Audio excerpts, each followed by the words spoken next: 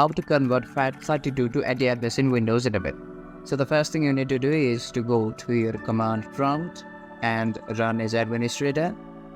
And from here, enter the command convert space the volume that you want to convert from FAT32 to NTFS. So for an example, if I want to convert this volume E, I would simply type convert space E colon space slash FS colon NTFS and hit enter.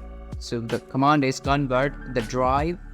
The drive should be in the capital letter colon space slash FS colon NTFS and hit enter. And after that, you will be prompted to another prompt which will basically say enter current volume label for drive E or the drive that you want to convert, and you should simply write the name of the drive.